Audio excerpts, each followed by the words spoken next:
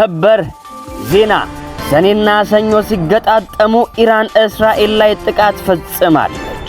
እስራኤልም በበኩሏ የአጸፋ ምላሿን እንደምትሰጥ እያስጠነቀቀች ትገኛለች። እንዲሁም ደግሞ በዛሬው ዕለት የአጸፋ ምላሿን ሰጥታለች። በሩሲያ ሰማይ ላይ ደግሞ በመቶዎች የሚቆጠሩ የዩክሬን ድሮኖች መመታታቸው ተገልጿል። የኢትዮጵያ ጎረቤት እንዲሁም ደግሞ ከኢትዮጵያ የተገነጠለችው ኤርትራ ደግሞ ፕሬዝዳንቷ ለ3 ቀናት ይፋዊ ጉብኝት ካይሮ እንደሚገኙ ምንጮቻችን ገልጸዋል። ዓለም ላይ በየዕለቱ የማይሰሙ ጉዶች የሉም። መሽቶ ሲነጋ ተውሎ ሲከረም በየሰዓቱና በየጊዜው አዳዲስ አጀንዳዎችና አዳዲስ ወሬዎች አሉ። ዛሬም ዕለተ ሰኞ ሰኔ 1 ቀን 2018 ዓ.ም ዓለም እንዴት እንዳደረች፣ ዓለም እንዴት እንዳረፋፈደችና እንዴት እንደዋለች ከዓለም ጉያ እስከ ኢትዮጵያ እንብርት ከተሰሙ ወሬዎችን እነግራችኋለሁ። የዛሬ ወሬያችን የሚያጠነጥነው የዳግም ውጥረትና የዳግም ቀውሱ እንዲሁም ደግሞ ዳግም የተጀመረው የመካከለኛው ምስራቅ ጦርነትን ይመለከታል።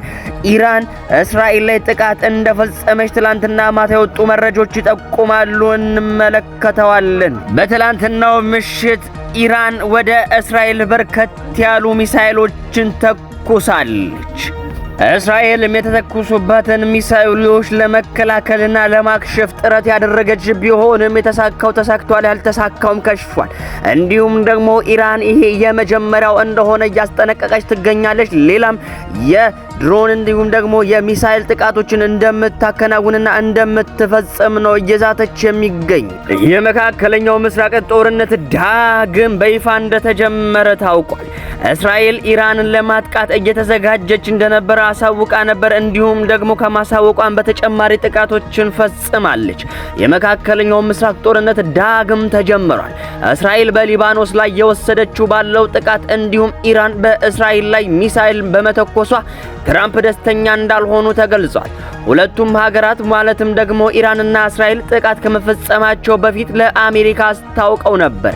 የኢራን ጥቃት እስራኤል በሊባኖስ እያካሄደችው ላለው ጥቃት የአጸፋ መልስ ነውም ተብሏል።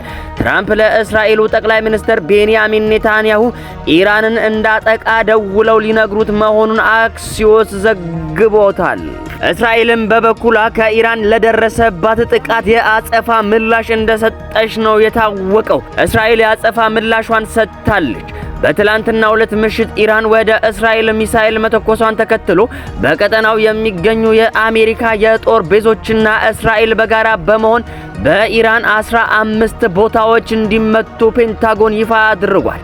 ቴህራን አየር ማረፊያ፣ ናጃባድ ድሮን መሰብሰቢያ ቦታ እንዲሁም ደግሞ በመሪዎች ላይ የግድያ ሙከራዎችን በተለይ ደግሞ የታብሪዝ የባላስቲክ ሚሳኤል ጣቢያ እንዲመቱ ፔንታጎን ታውቋል። እንዲሁም ደግሞ እስራኤል በበኩሏ በተለያዩ በቴህራን ቦታዎች ላይ ድብደባ ፈጽማለች። በወዲያ ደግሞ በሩሲያና በዩክሬን መካከል ደግሞ እስከዛሬ መቋጫ ያላገኘው ጦርነት በሩሲያ ሰማይ ላይ በመቶዎች የሚቆጠሩ የዩክሬን ድሮኖች መመታታቸው ተገልጿል። ዩክሬን በሰነዘረችው መጠነ ሰፊ ጥቃት በመቶዎች የሚቆጠሩ ድሮኖችን ማክሸፏን ሩሲያ ቅዳሜ ግንቦት 31 ቀን ማለትም እንደ ፈረንጆቹ አቆጣጠር ጁን 6 ቀን 2026 አስታውቃለች። ድሮኖቹ ከተመቱባቸው ቀጠናዎች መካከል ሞስኮ ትልቅ የኢኮኖሚ ፎረም እያስተናገደችባት የምትገኘው የቅዱስ ፒተርስበርግ ወይም ደግሞ ሴንት ፒተርስበርግ ከተማ አቅራቢያ ይገኝበታል። በተመሳሳይ ዕለት በሩሲያ በኩል በተሰነዘረ የአየር ጥቃት ቢያንስ 3 ዩክሬን ሲቪሎች መገደላቸውን ኪየቭ አስታውቃለች።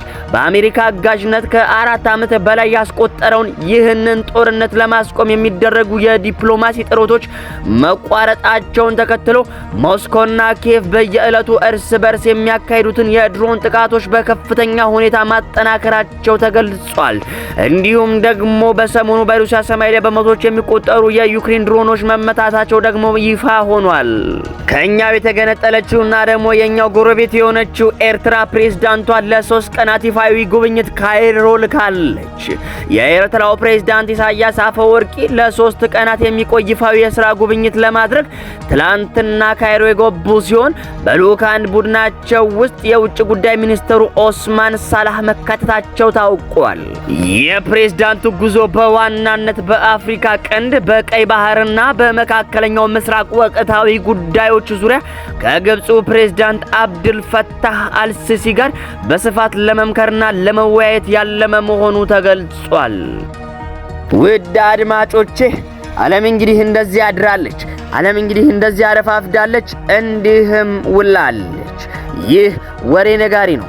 በየሰዓቱና በየዕለቱ እንዲሁም ደግሞ በየጊዜው ከዓለም ላይ እንዲሁም ደግሞ ከሀገር ቤት ውስጥ የተገኙ የተመራረጡ ወሬዎችን በየጊዜው የተከታተለ ለእናንተ ያደርሳል። እናንተም ይህንን የወሬ ነጋሪ ወሬያችንን ሰብስክራይብ እያደረጋችሁ የወሬያችን አድማጮች ትሆኑ ዘንድ ግብዣይ ነው። ለዛሬው ለዕለተ ሰኞ ሰኔ 1 ቀን 2018 ዓመተ ምህረት የነበረን የወሬ ነጋሪ ወሬያችን እኒህን ይመስሉ ነበር። በሰላም ዋሉ፣ በሰላም አምሹ፣ በሰላም እደሩ። ጤና ይስጥልኝ።